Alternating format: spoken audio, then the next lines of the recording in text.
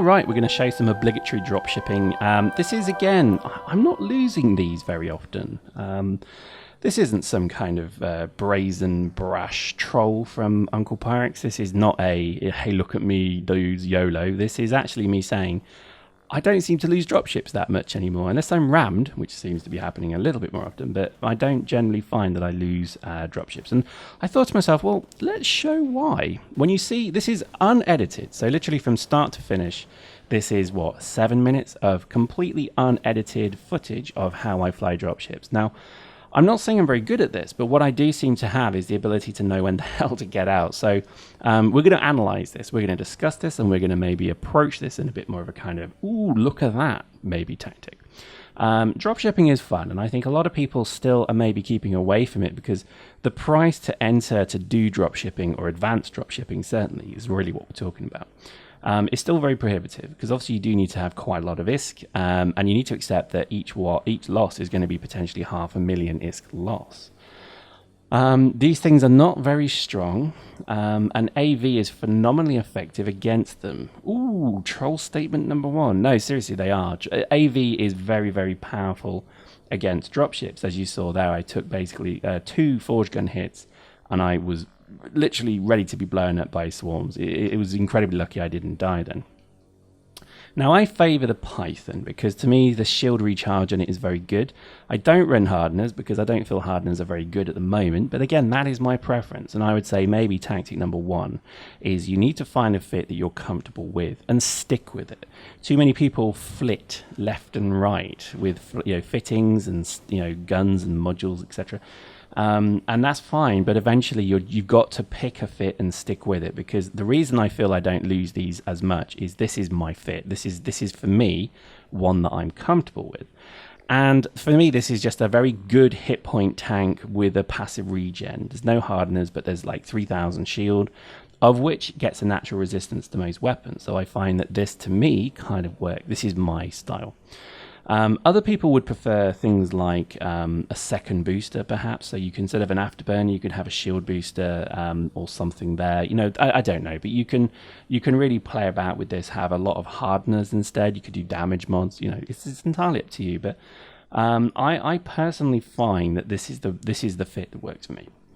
Secondly, I would say is that understand when your get out of jail point is. So literally when you're flying, as you start to take damage, you will then think to yourself, right, it's time to go.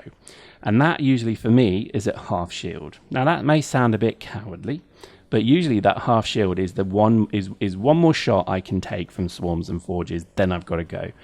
And I find that works, has worked incredibly well for me. So just understanding your get out point is incredibly useful. I mean, I do mean incredibly useful.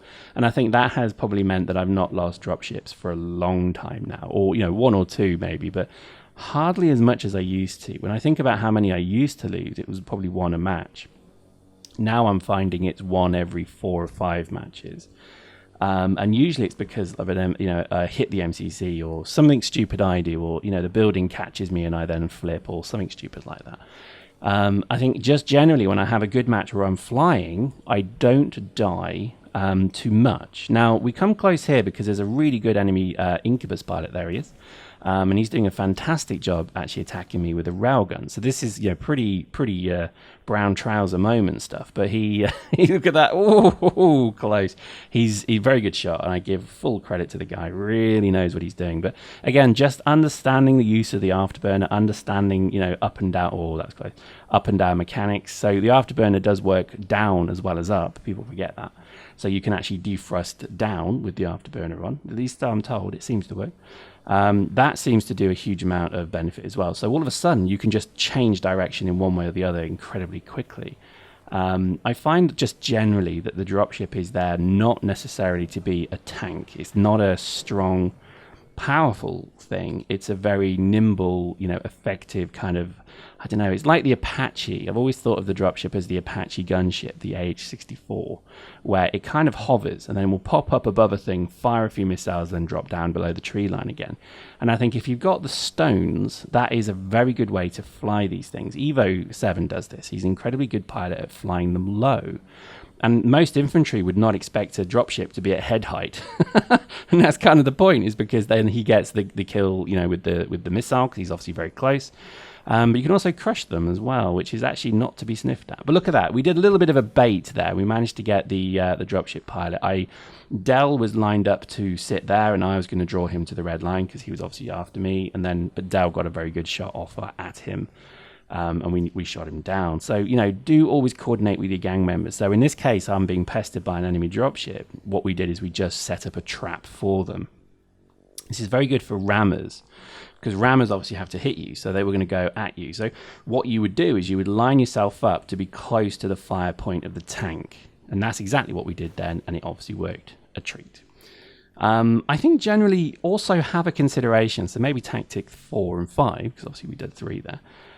Is to keep away from the red line. Now, I'm not very good at this myself, but the red line is filled with red line railgun tanks still. Okay, now I know from using A, I can see that I am in this case 100 and something meters away, 200 meters away now, 300 meters away, that kind of thing.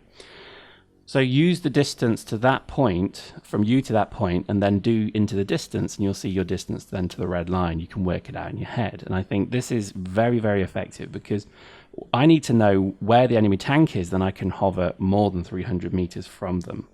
Also, angle the, make it so that angle on the turret doesn't work. So hover high in the sky, and then they can't shoot you. Plus, they don't even see you generally. So this is definitely worth a tactic as well. I think when you come to certain railgunners as well, they are very good at what they do. So you do have to kind of treat them with a bit of kid gloves. But what also I find is incredible is that when people call in a red line railgunning tank, it has no tank at all. So what you can do is you can spook them by actually going at them in the red line, getting a few shots on them, circling around and boosting out. And they know that they have to keep moving back because you're just going to keep coming back and doing that. And I think that is something that has worked incredibly well for me. So as you see, we did that just then, and we're about to do it again because we see he's creeping forward. So I know he's over 300 meters away from me, and I'm ready to go and attack him again just to keep pushing him away. So I have more of the map for me, and he has less of the map for him. And that's really it. I mean, again, it's all happening in your brain at 1,000,000 miles an hour. Everybody has these thoughts and feelings and opinions. But it's just vocalizing them more than anything. And in this case, here we go. We're going for our attack run here. And all we want to do is get some damage on him because he's obviously got no tank whatsoever. There we go. Got a hit on him. And we know that here, there we go. So he's going to retreat into the distance a bit more. In fact, we've actually got some good shots on him. And then we boost out. And then that's it. So risky. But what that effectively does, and we then obviously go high, because don't go fast long, go high. But there we go. That's it. It keeps him back. Look at them. That's where that tank's stat. That's fine. That's perfectly cool. Because effectively we've kept him from the majority of the map. So, if we can even keep them out of range of the objective itself, then you're doing well. No, I didn't get any kills. That's a really bad example from that point. But I like it to show you it because I think, sometimes it is good just to show you these kind of unedited pieces. Because when you look at tactics of these things is obviously quite an interesting topic. Hope you agree. Hope you like that. We'll see you next time.